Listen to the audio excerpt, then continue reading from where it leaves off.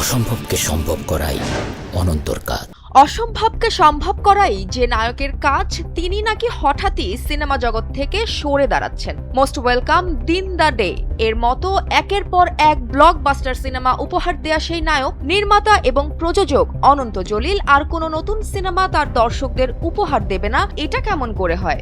গণমাধ্যম সূত্রে জানা গেছে, অনন্তের নিজস্ব গার্মেন্টস ব্যবসায় বড় ধরনের সংকট দেখা দিয়েছে। তার সাভারের ফ্যাক্টরিতে যেখানে একসময় প্রায় 12,000 কর্মী কাজ করতেন, এখন সেখানে মাত্র 4,000 শ্রমিক রয়েছেন। এ ব্যাপারে অনন্ত বলেন, শুটিং এর ফাঁকে ব্যবসায়ের খোঁজ নেওয়া তার স্বভাব, কিন্তু এখন ব্যবসার সংকটের সময়ে সিনেমার দিকে মন দেওয়া সম্ভব নয়। তাই বর্তমানে তিনি তার পুরো মনোযোগ ব্যবসার দিকেই দিতে চাচ্ছেন। ফলে পেন্ডিং থাকা সিনেমার কাজও স্থগিত রাখা হয়েছে এবং নতুন কোনো সিনেমা নির্মাণের আপাতত কোনো পরিকল্পনা তার নেই। অনন্ত জলিল 2008 সালে চলচ্চিত্রে যাত্রা শুরু করেন। শুরু থেকেই প্রতিটি সিনেমায় সঙ্গী কিংবা কো আর্টিস্ট হিসেবে তার সাথে ছিলেন স্ত্রী বর্ষা। এ ব্যাপারেও অনন্ত বলেন, যখন আবার সিনেমা করব আমরা দুজন একসঙ্গে করব, আর না করলে কেউই করব না। বড় পর্দার নায়ক, প্রযোজক, নির্মাতা সব মিলিয়ে বাংলাদেশের মিডিয়া ইন্ডাস্ট্রিতে অনন্ত জলিল নাম্বার 1 শাকিব খান না হলেও তার থেকে কোনো অংশে কম নয়। কিন্তু এবার ব্যবসায়িক চাপ এবং বর্তমান পরিস্থিতি তাকে সিনেমা থেকে দূরে রাখছে। তবে সময়ই বলে দেবে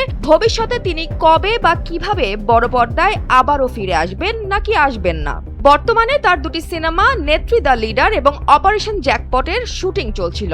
এছাড়াও মাসুদ রানা সিরিজের চিতার মহরত হলেও শুটিং এখনো শুরু হয়নি। অসম্ভবকে সম্ভব করাই যে নায়কের পরিচয়, তিনি এবার মন দিয়ে ব্যবসা করবেন বলেই জানিয়েছেন। তাই এখন দেখার বিষয়, ব্যবসায় সফল হয়ে আবার কবে সিনেমা জগতে ফিরে আসেন তিনি।